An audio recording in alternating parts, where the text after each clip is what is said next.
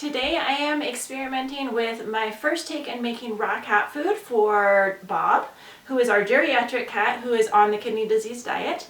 This is a recent occurrence as he's like 17 years old. He was just diagnosed with beginning stages of kidney disease.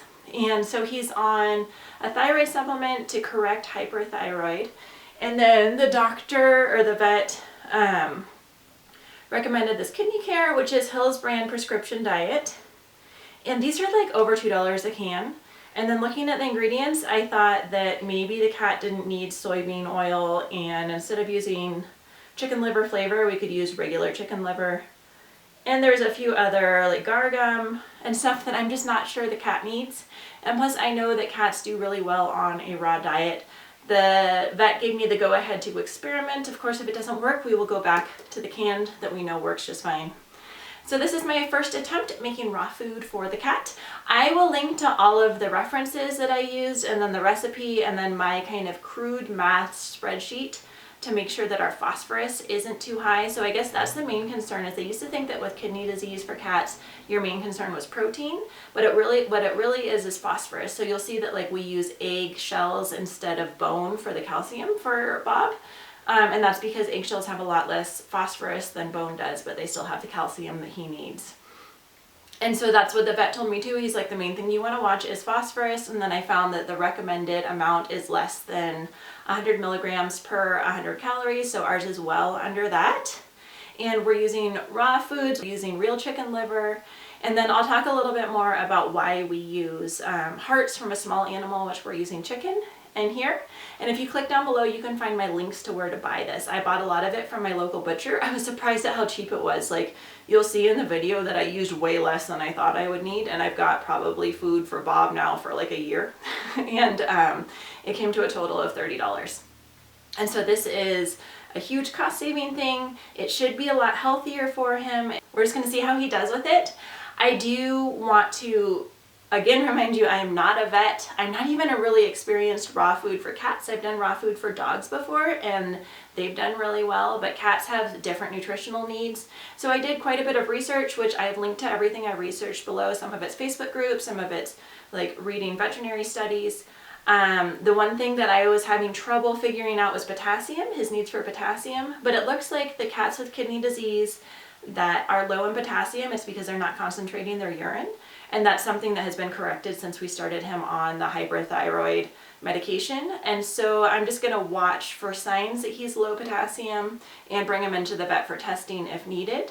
If you have any critiques to this and you're pro raw food, like I just don't need to hear that he needs to be vegan, and I don't need to hear that he needs to have cooked food, because that's just kind of going against what I think is completely true. I'm going to probably ignore those comments. Of course, you're welcome to comment below. But if you are pro raw food and you have experience feeding raw food and you have any critiques to this recipe, I would love to hear what you think. And if this is something that you've been wanting to try for your cat, but you've been overwhelmed with it, I have links for where to buy all this stuff. It was super easy. Down below, you can see how little we use, and then you can see how easy this is. The one thing that I would do differently from what I did this time is I'd probably add more water. My Vitamix did not like how thick this kind of slurry of pink slime was.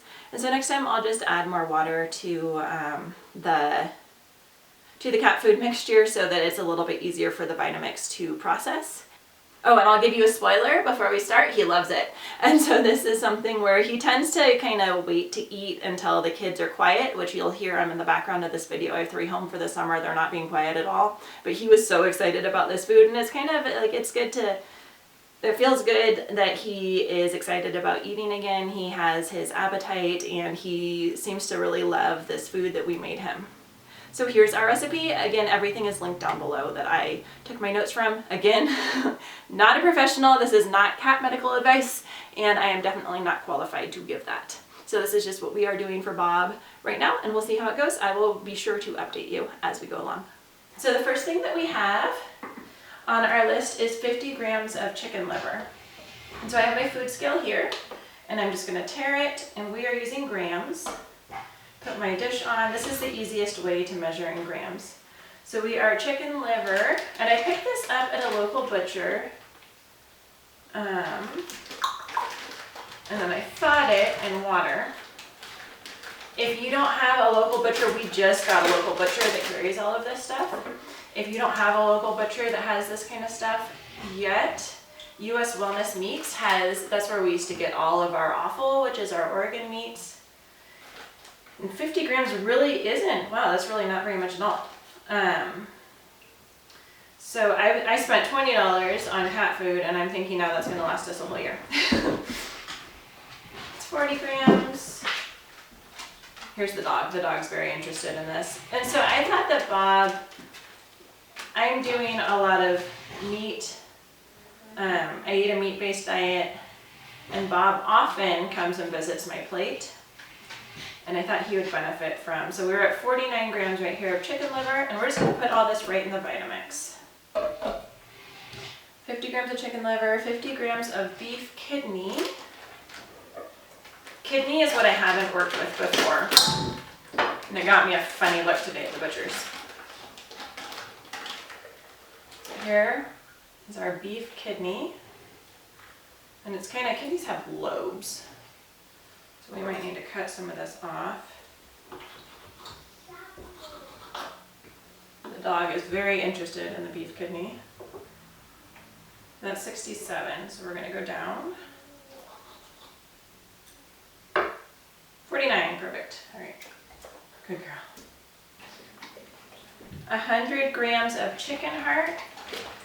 And chicken heart was interesting. So I was looking at kind of why we're doing each of the things that we're doing.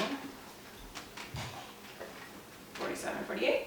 And chicken heart, I don't know, I'll link down below what it is, but there's a nutrient in chicken heart that's found in higher concentrations the smaller the animal. So it kind of mimics what cats would eat if they were eating birds or rodents. They have a really high concentration in the heart.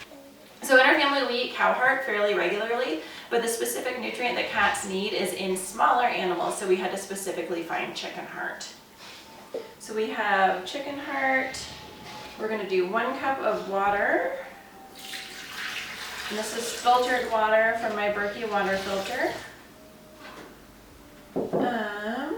A whole egg. And these are right from the chicken. Whole raw egg.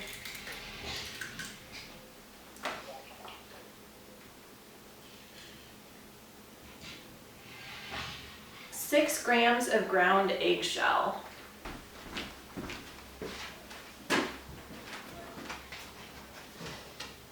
What do you think?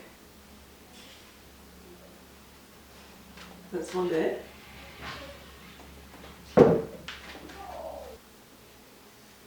We're going to tear a new container for our eggshell so it doesn't stick. An eggshell is used for calcium for cats with kidney disease because you're really watching the phosphorus and you don't want the phosphorus to get too high. Typically when you feed cats raw, you're feeding them raw bones. And bone is a big proportion of phosphorus to calcium, so this is a much lower source of phosphorus for a higher source of calcium. So we need 6 grams of ground eggshell. And eggshell is something that I use for calcium. It's really highly absorbed in humans as well. And so what I do is I just take our eggs and I wash them. And then I bake them, like after cracking the eggs, I save the shells, and then I bake them for like half an hour at 350, just kind of whatever my oven's at all ready for dinner. And then I grind them with a mortar and pestle. So we are doing 6 grams of eggshell. And so that's already ground up there. And then we're going to put this one back on.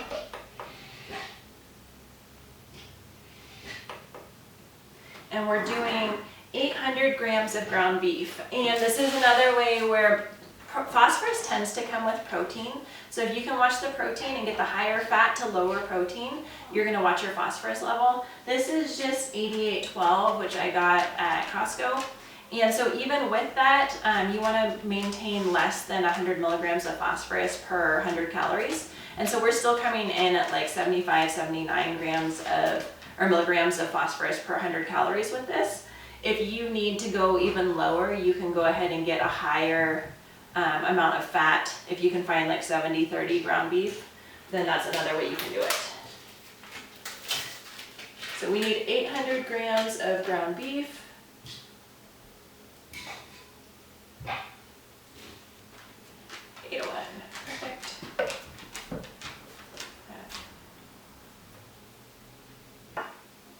And so now we're going to go ahead and blend this up. And then I'm going to divide it. It's estimated that Bob needs about 200 calories a day. And so I'm going to go ahead and divide this into 16 portions. And that should be about 200 calories each. If you're doing this for yourself, please check my math. Like I said, I'm not a veterinarian. I'm not even experienced in feeding raw for cats. It's something that, like, when I look at the ingredients on this can, I can do better than soybean oil for the cat. And I can definitely do raw, which this is obviously not raw. So raw for cats is important.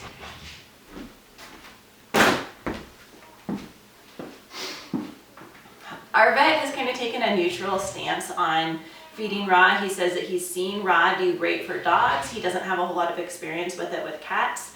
So this is kind of, we're going to watch Bob carefully and see how he does. I have a feeling that he will do a lot better on raw, but of course I'm open to correction and I'm open to taking him to get labs if needed.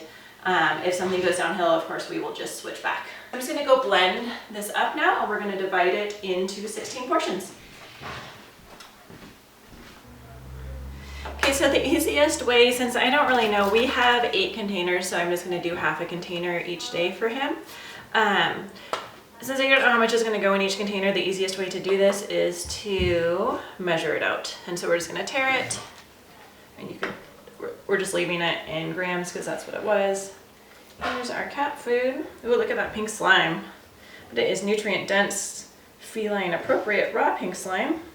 We have 1,300 grams, and we're going to divide that by 16.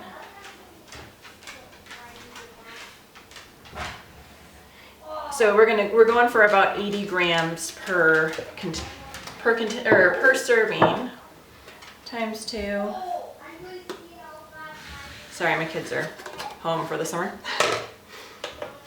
So we're going to go about 160 grams per container. And we're not shy. We're just going to use our hands. And I'm hoping it fits in the container. Oh, that's perfect. And so that is, and it doesn't have to be exact because we're going phosphorus per 100 calories. So it's the proportion that we really need to be good. So all of this proportionately is appropriate for Bob.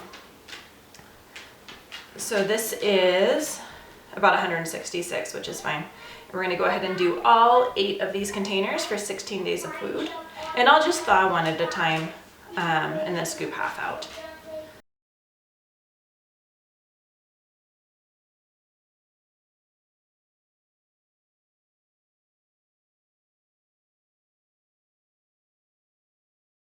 Let's see what he thinks about that. That's about 1 serving's worth.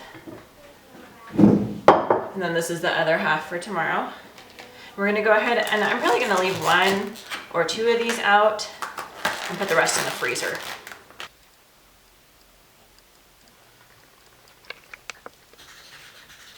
I would definitely say Bob is a fan of this food. I've never seen him eat so quickly.